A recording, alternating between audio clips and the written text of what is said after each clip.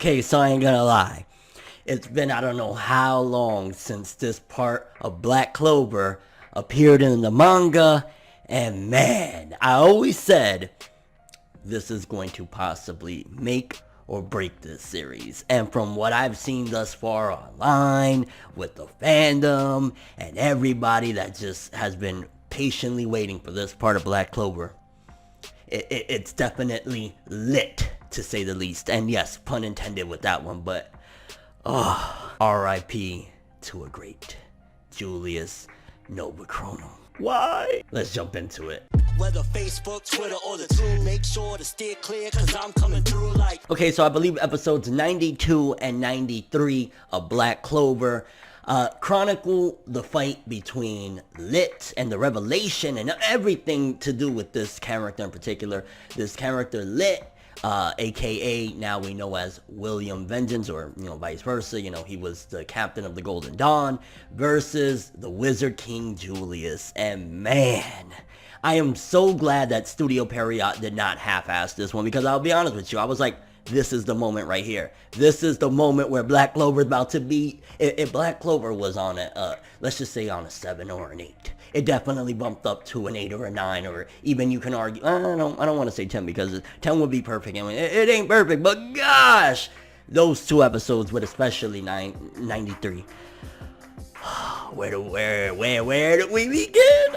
Julius! So in 92, of course, we got the revelation that William Vengeance all along has been secretly this dual personality that is basically the leader of the Eye of the Midnight Sun. But I like that, opposed to like other stories, it's not clear cut and dry. It's not like William Vengeance is the one that in particular was doing all of this. It is not like it was his doing his will to make all of this happen and betray Julius. It was more so two people in one body, one being William Vengeance. And it kind of makes me wonder, when all is said and done, hypothetically speaking, let's just say they eventually capture this guy, are they gonna let William Vengeance slide if, they can get rid of the other side? Because at the end of the day, William Vengeance is just as guilty, if you think about it, as the other side, the Licht, the Eye of the Midnight Sun leader, because he knew about this guy. And the thing is that he was so compassionate, he felt as though, that's my friend, but Julius is my friend as well. But looking at William Vengeance, it was because of, his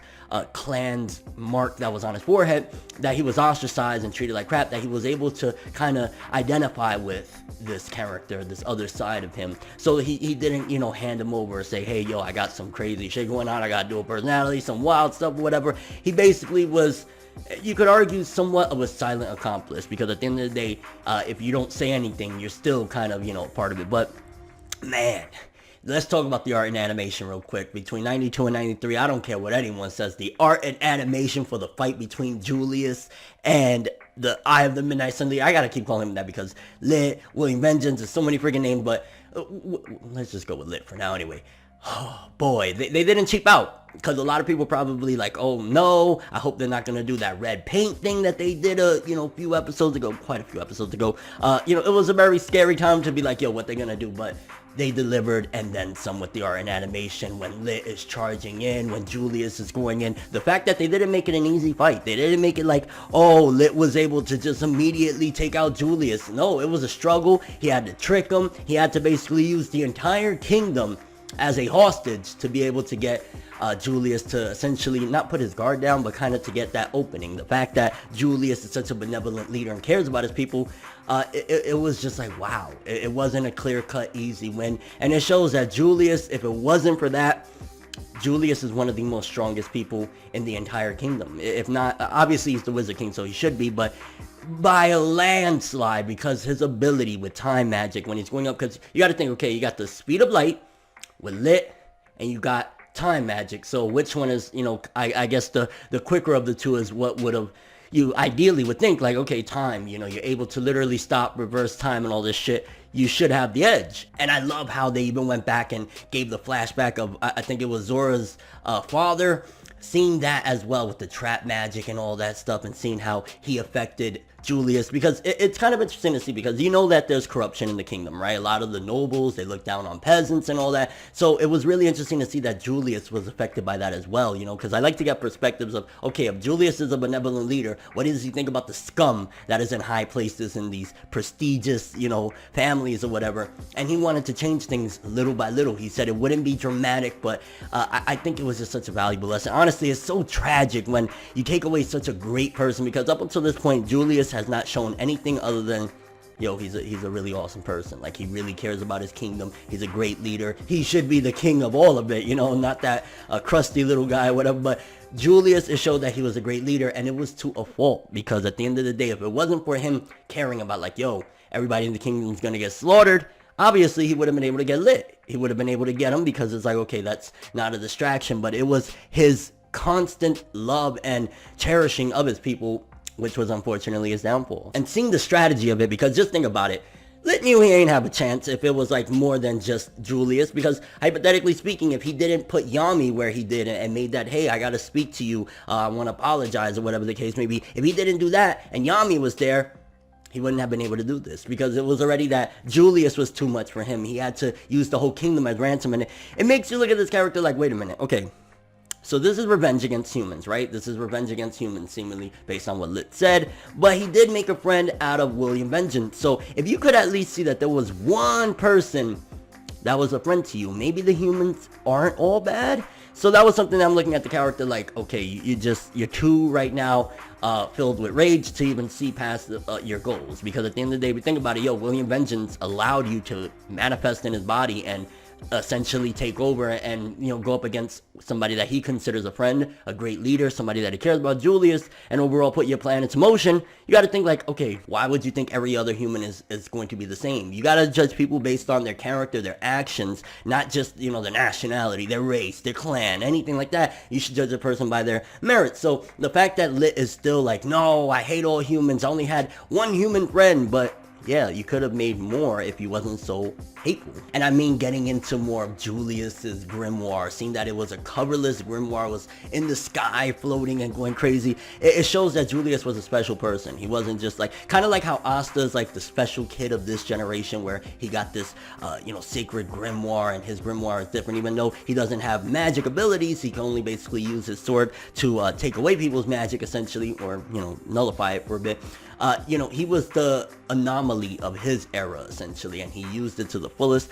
It makes me wonder how things is going to go, because one thing that Julius said is that until I bring, you know, peace and understanding to everybody, I can't die. But as we've seen, that's probably not the case, because at the end of the day, Lit was able to use the distraction of, you know, threatening the entire kingdom and then stab straight through Julius. I mean, you could argue, hey, at least he wasn't stabbed from the back, and it also shows that Julius was a G. Like, I don't care what anyone says. Julius, one of my favorite, like, I don't know, it's something about when it gets to this part that is like seeing his past and who he really was and what he was really all about, really wanting to help the people and using, essentially, allowing people that wouldn't have had opportunity to have opportunity to little by little change the narrative of like, yo, just because somebody's born in a different bloodline or they're a peasant doesn't mean that they're garbage. And he was slowly but surely, when we get the flashbacks again of everything, it was like, man, this is sad. This is sad. And then the icing on the cake, when my favorite character, my favorite character shows up at the very end of it, Yami. And he's like, yo, Vengeance, what are you doing? What's going on? And he's pulling out his sword. Oh my God, Lit better hightail it out of here, okay? Because, oh, this is too tragic. I'm not gonna lie, like, these two episodes should put Black Clover on the map. It's already gained and garnered a lot of a fan base, a lot of popularity, but it still hasn't really had that explosive moment. Like, if you would compare it, this is like, okay, the All Might versus All for One fight of Black Clover right here. This is it right here. And it took 93 episodes to accomplish it, but at the end of the day, this is that moment. So if Black Clover wasn't on the map at this point, or was less popular, this is definitely gonna cannonbolt it, because it was an incredible moment. Honestly, like, the feels. Like, yo, I genuinely, even though I read the manga, watching the anime, seeing how pure Julius was and what he really wanted to do with this kingdom, and the fact that even though he had that distrust with William, looking at William like, yo, maybe you could be You could be that guy, especially after he had the first encounter with Lit and he burned his hand, and then he stopped seeing William Vengeance less and less, like he wouldn't appear as much. He had his doubts, but he still wanted to believe the best in somebody that, you know, he kind of crowned into being a magic knight. Yami and William Vengeance, it's almost like you see that they have a special camaraderie, the three of them, because Julius, he had his pure convictions, and he believed in William Vengeance, and he believed in Yami, and he inducted them at the same time into the Magic Knights. And honestly, I just gotta say, Lit, William Vengeance, whoever you are, screw you, bro. Screw you, because, I don't know, it really hit my feels. This episode, these two episodes, this arc, whatever the heck you want to say, it hit my freaking feels. Like, don't get me wrong, there's a lot of badass stuff going on. Of course, Mario Leona going crazy. I think in 92, she was like fighting a bit, whatever, but it's something about this, the death of Julius, right in front of his face, seeing one of his precious magic knights that he himself brought in, betraying him. And I think if you look at it, it's like those were the two students essentially that he looked into and wanted to see become something. There was Yami and William Vengeance. So Yami showing up at the very end is so appropriate. Like, that's the student that actually followed and loved and all of that. So because again, you can't really completely say it's William Vengeance. He just didn't know what to do. He was compassionate to a fault, and I think a lot of it is compassionate to a fault. You know, Julius, compassionate to a fault. The fact that he did not want to see any of his people in the kingdom being slaughtered is what was his demise. William Vengeance, compassionate to this other side of himself that sees that, you know, he was wronged, he was done wrong by humanity in whatever fashion, and wanting to say, you know what, I'll let you guys handle it. So compassionate to a fault sometimes can be a very deadly thing, and it could lead to your demise. You know, being kind is such a shame because it kind of reflects the real world, to be honest with you, where because you have a pure heart and you really want to help people and you give it your all, sometimes that can really be your downfall. And very powerful, honestly, Yami showing up. I want to see Yami pick this motherfucker apart. Okay, Yami, do what you gotta do. Get this dude out of here because he took out Julius, bro. Why it had to be him? Why Julius? I mean, I'm not gonna lie. If you wanted to take out the new captain of the Purple Orca, you want to take out anybody, but that's what makes it such an incredible moment, is that, like, it's kind of like, you know, when the third Hokage, when Orochimaru killed the third Hokage, Sarutobi, it gives you that same type of feel. Now obviously it's a little bit different, but just seeing how pure Julius was and seeing from the jump, like, okay, maybe he looks too pure to be, but no, he wanted to change things, and he wanted to do it in a benevolent way. And again, I ain't gonna lie, this is hands down the most craziest moment, most iconic moment of Black Clover thus far. And yeah, this is going to be a history books one. I think that right now, if Black Clover is going to get a surge of popularity, it's going to be because of this, because it was emotional. The art and animation was incredible. The fight, the choreography of it, seeing how OP this guy Julius really was. I still say, just because he took the L, it wasn't because he wanted to, it wasn't because he was lacking, it wasn't because Lit bested him. Lit basically made him make an ultimatum. You can get me, but it's going to cost you your kingdom. And he cares about his people too much, and that's something that's very powerful. A great leader sometimes will put the fate of his people over himself. And I don't want to shed a tear or anything, but man, this is that Black Clover greatness. This is why you should be on Black Clover. Stop thinking about what you heard. Stop thinking about how early on Asta's voice was a bit annoying, because that changes really, really quick. If you want a really awesome shonen, you want some really cool battles, you want some emotional scenes, you want really just greatness, Black Clover, baby. And I'm expecting the anime to pick up as well. And if you're reading the manga, you know, this the latest arc just wrapped up, so you may want to go back and say, you know what, the anime's covering this hype shit again, I might want to relive it.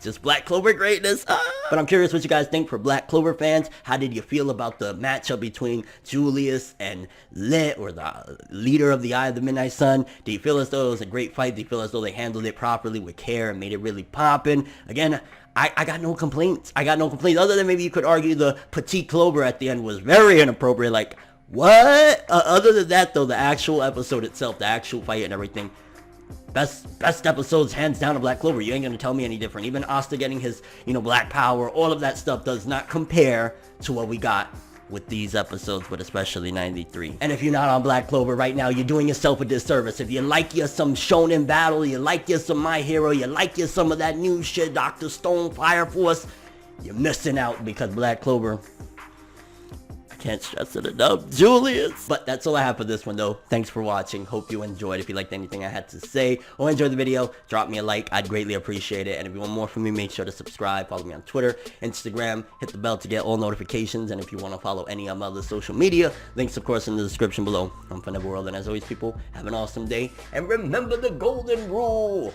Anime and manga for life, boy. Bow. Have an awesome day. Can't forget the music, though. Hold on, let me play y'all a little something. Paper rules, if you heard it, best believe that. For now, it's whatever. One day I'll be your favorite for never. No matter how you move.